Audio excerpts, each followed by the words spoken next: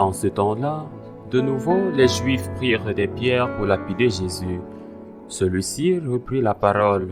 « J'ai multiplié sous vos yeux les bonnes œuvres qui viennent du Père. Pour laquelle de ces œuvres voulez-vous me lapider ?» Et lui répondirent, « Ce n'est pas pour une œuvre bonne que nous voulons te lapider, mais c'est pour un blasphème. Tu n'es qu'un homme et tu te fais Dieu. » Jésus leur répliqua, « N'est-il pas écrit dans votre loi, j'ai dit, vous êtes des dieux ?» Elle les appelle donc des dieux, ceux à qui la parole de Dieu s'adressait, et l'écriture ne peut pas être abolie. Or, celui que le Père a consacré et envoyé dans le monde, vous lui dites, tu blasphèmes, parce que j'ai dit, je suis le Fils de Dieu. Si je ne fais pas les œuvres de mon Père, continuez à ne pas me croire. Mais si je les fais, même si vous ne me croyez pas, croyez les œuvres. Ainsi, vous reconnaîtrez, et de plus en plus, que le Père est en moi, et moi dans le Père. Eux cherchaient de nouveau à l'arrêter, mais il échappa à leurs mains et repartit de l'autre côté du Jourdain, à l'endroit où, au début, Jean baptisait et y demeura. Beaucoup vinrent en lui en déclarant « Jean n'a pas accompli de signe, mais tout ce que Jean a dit de celui-ci était vrai. » Et là, beaucoup crurent en lui. Acclamons la parole de Dieu. C'est le vendredi de la semaine de la Passion, comme on l'appelait autrefois, la semaine précédant Pâques. Selon une ancienne tradition, c'est un jour comme aujourd'hui que la Sainte Vierge a reçu de Jésus la nouvelle qu'il voulait qu'elle soit avec lui à Jérusalem. Bien sûr, c'est une tradition.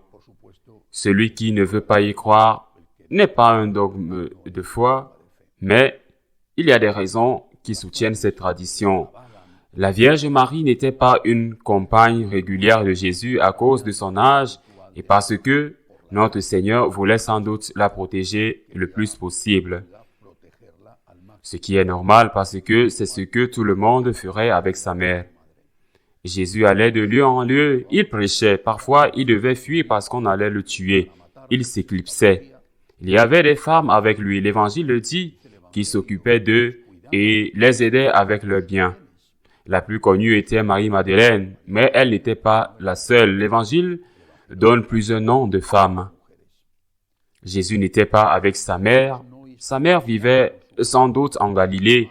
On ne sait pas exactement où. Peut-être a-t-elle dû quitter Nazareth après la tentative de tuer Jésus à Nazareth. Peut-être est-elle allée dans la maison d'une famille amie. Peut-être à Cana de Galilée, où elle avait été invitée. Elle avait été invitée par Jésus, mais elle avait été l'invitée lorsque le miracle des noces de Cana avait eu lieu. Si elle n'était pas avec Jésus habituellement, pourquoi était-elle avec Jésus le vendredi saint? Un ange du ciel ou un envoyé de notre Seigneur a dû lui dire « J'ai besoin de toi. Mettons-nous à la place de la Vierge. » Elle sait que la fin est proche, mais elle ne connaît pas encore le jour et l'heure. Elle sait surtout, depuis cette annonce du vieillard Siméon, lorsqu'ils ont pris l'enfant pour le présenter au temple. Elle sait qu'une épée de douleur a dû transpercer son âme. Elle sait que son fils va mourir. Elle sait que son fils va aussi ressusciter, mais elle ne sait pas l'heure.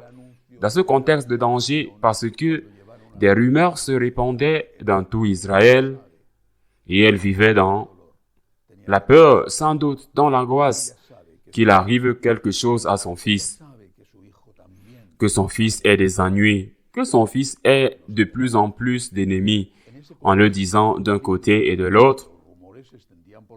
La Vierge savait tout cela et souffrait. Souffrait comme n'importe quelle mère pour le sort de son fils. Et voilà qu'elle reçoit cette demande inhabituelle et unique de Jésus. « Maman, j'ai besoin de toi. » Et aussitôt, la Sainte Vierge se met en route. Il n'y a pas d'avion, pas de voiture, pas de bus.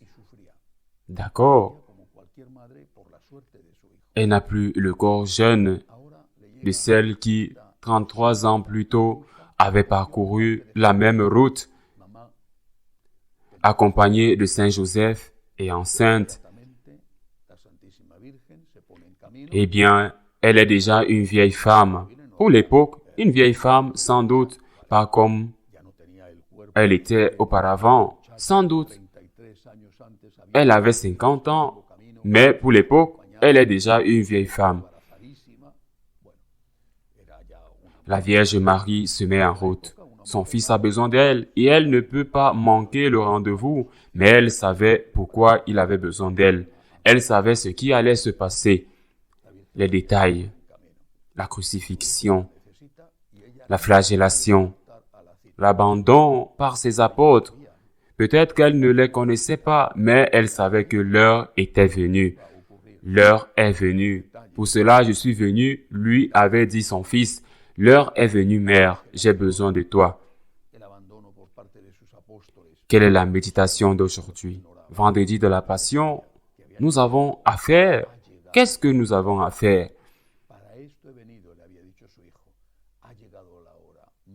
D'une part, Jésus nous dit, j'ai besoin de toi. J'ai besoin de toi. Jésus le dit à chacun de nous comme il l'a fait à la Vierge. Nous ne sommes pas sa mère, pas seulement physiquement. Nous ne sommes pas sa mère dans le sens de l'aimer comme elle l'a aimé. Mais néanmoins, il a besoin de nous. Et Jésus te dit, j'ai besoin de toi. En cette heure de l'histoire, quand tant de mes amis, même de mes successeurs, en tant qu'apôtres, me trahissent, j'ai besoin de toi. J'ai besoin de toi, j'ai besoin de ta compagnie devant le tabernacle. J'ai besoin de ta défense. La défense qu'il a reçue, non pas de ses apôtres qui, quelques jours auparavant, avaient dit « Nous mourrons pour toi », mais de Saint Dimas, qui est le seul crucifié à côté de lui, bien qu'il soit un bandit, le seul qui le défende. J'ai besoin de toi. J'ai besoin de toi, j'ai besoin de toi. J'ai besoin de toi. J'ai besoin de toi. On dit que Clovis, le roi des Francs, celui qui a converti les Francs au christianisme, quand on l'évangélisait pour son baptême, quand on lui racontait ce qui s'était passé le vendredi saint, quand on lui racontait comment les apôtres l'avaient abandonné, il s'est levé en colère et il a dit « Oui, mes Francs, le peuple franc, c'est de là que vient le nom de la France. Si mes Francs et moi avions été là, nous n'aurions pas laissé faire. Et nous, si nous avions été là le vendredi saint, je n'aurais pas trahi Jésus, je n'aurais pas dit, comme Saint-Pierre, je ne le connais pas. Et maintenant qu'ils trahissent Jésus, maintenant qu'ils règnent Jésus, qu'est-ce qu'on fait? Qu'est-ce que tu fais? Qu'est-ce que je fais?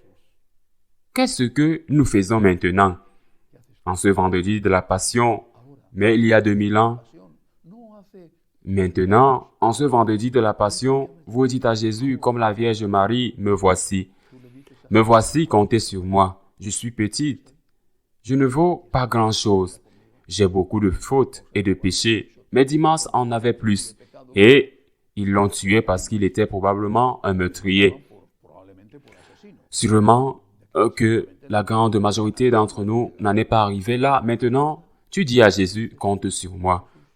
Je ne vais pas m'enfuir, je ne vais pas te renier. Maintenant, Seigneur, je vais me lever pour toi.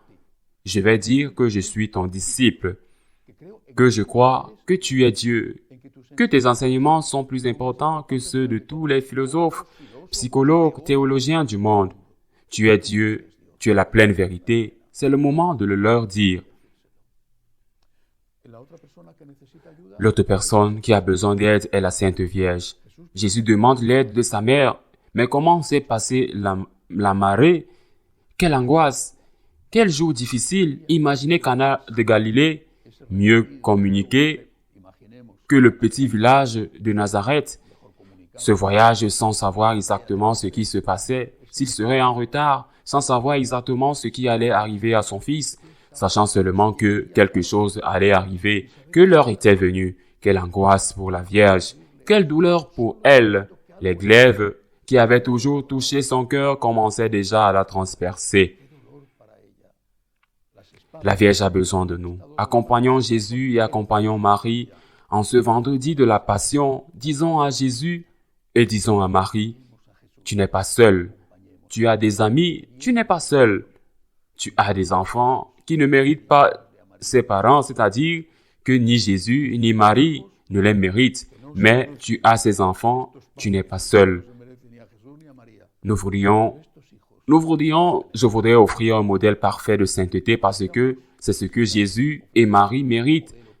C'est ce que leur cœur sacré mérite. Mais ce que j'ai, c'est ce que je te donne. Tu n'es pas seul. Aujourd'hui est un bon jour, vendredi de la Passion. En cette heure si étrange, si difficile dans l'histoire, aujourd'hui est un bon jour pour dire à Jésus, compte sur moi. Ainsi soit-il.